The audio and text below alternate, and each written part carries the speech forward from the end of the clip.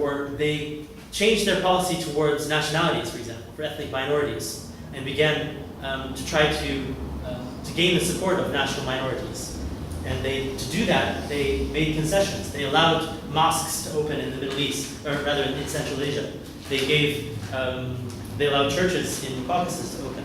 Not just allowed, but they created churches. Created, yeah.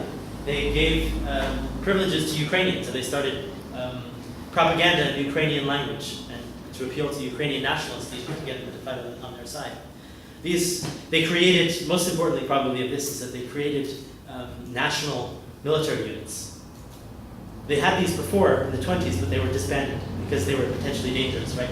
So they had Georgian rifle battalions, they had Chechen horse battalions, and they recreated these as a concession to the nationalities in order to gain these support. And again, especially in the early parts of the war, when the massive territory that was populated by Slavs in European Russia, Belarus, was under occupation, they needed the manpower. And in many cases, this was done very hastily. There was no training. People were sent into the war to the front after only a few days of training. But it was a concession. It was a national concession. When the tide began to turn, especially in 1943, they began to appeal directly to Russian nationalism and to Russian feeling. Again, these appeals to Russian traditions. It was in 1943 that the Russian Patriarchy was recreated. It had, ironically enough, it had been created in 1917, November 1917, after the Bolshevik Revolution. The Russian Church had no patriarchy from the time of Peter the Great up until after the Bolshevik Revolution. There was a patriarch, Tikhon, for several years, from 1917 up until 1925, that he was arrested. And the patriarchy was suspended then in 1925, but it was reinstated in 1943. And the new patriarch blessed the Soviet government, blessed Stalin as the great leader of the Russian people. And so there was a sort of return to religious feeling, and this was allowed for the first time, right? In the 20s and 30s, they had been destroying the churches, humiliating priests, and now they're recreating the church and appealing to religious feeling, the feeling of Svetaya Rus and all of this. Recreation is a good word because, as I know, for instance, in Germany, was not left enough preachers or people who were willing or eager to turn back their jobs. But it also meant that the newly created church was very much dependent on the state in the same way that it had been under Peter the Great, and very much tied to the party and to the secret police. So they were essentially appointed by the government. I think another problem was the problem of language during the war. I mean, as I know in war, people weren't allowed to speak in their national language during their services.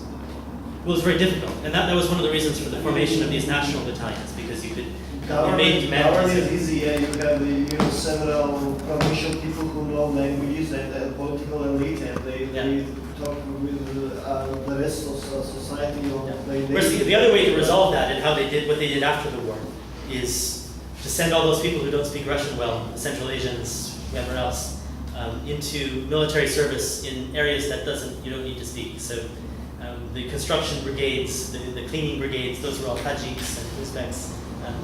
Whereas the tank commanders, the fighter pilots were Russian. So you could do it that way as well. And they eventually would do that.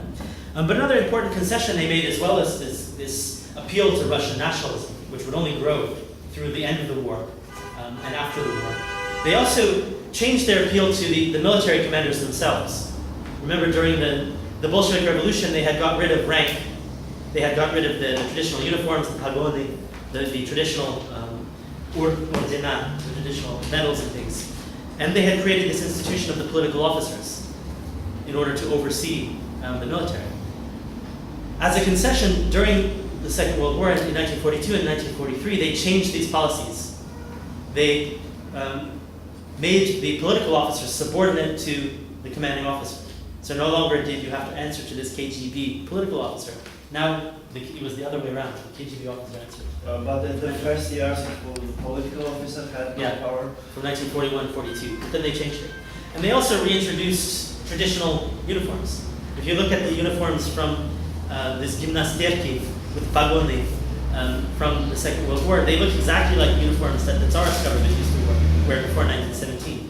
And apparently in 1942, the Soviet government sent a cable to the British saying we want to buy something like 6 million reams of gold embroidery. And the British were completely confused. What the hell are you going to do? Are you going to stop tanks with this gold embroidery?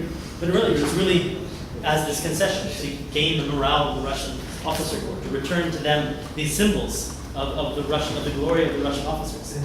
And they created these new medals, which were based on the old medals, like the Order of Kutuzov and Suvorov and things like that. Again, this appeal to tradition, but at the same time giving this respect to the officer corps, which hadn't existed before. That didn't exist in the 20s and 30s. It just wasn't there. It's something that would continue in the later Soviet period. This respect for officers and the high place of officers up until 1991. It's one of the reasons that the military in Russia to this day is still so angry with the collapse of the Soviet Union, because they've lost this respect that they had as officers. That comes directly from this time, from the height of the Second World War, when they were seeking to improve morale, and also the fact that they promoted competent officers, especially Zhukov, but other officers as well. Some of them, Rokossovsky is the most famous one, was actually brought back from the camp, put back in a uniform and sent to the front to take command again. And the fact that Stalin was willing to do this, to basically admit mistakes of this sort, and to listen to these generals. And finally, the other advantage that they had, that the Soviets had, was Stalin himself. That Stalin had the charisma, at least the cult of Stalin that had been created, had the charisma to motivate people. And if you've seen the pictures of the time that the people rode on the tank, Za Stalin. Is it charisma?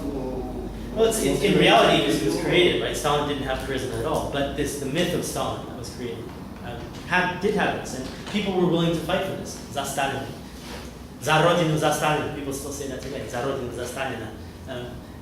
So it was a motivational factor. Wasn't the same for Hitler?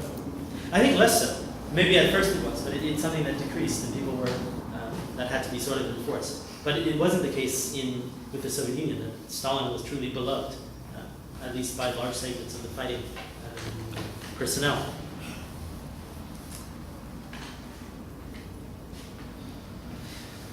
Another factor that should be mentioned in the course of the Second World War that is directly related to it is the willingness of Stalin, or the desire of Stalin, to use force to move populations. That in the 1930s they had declared individuals as enemies of the state.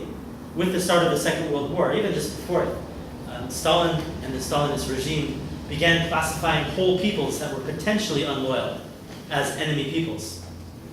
So re-engineering populations and moving them from one place to another. This began with the Koreans were the first, and then the ethnic Germans in 1939 and 1940, who were physically picked up, put on trains, and moved to Central Asia. And then is the deportation strategically useful, really? Had any effect? No, not really. I don't think so. But it was. Have more population than of people, but. Yeah, not really. I mean, I think it was more this concern of security, that these people are unreliable and are potential enemies, and therefore are enemies. And it was true that some of them had fought on the German side of these Caucasus legions. There was even a Georgian legion, Muslim legions. Most of those territories, of course, as it happened, were never overrun. So they never had the opportunity, really, to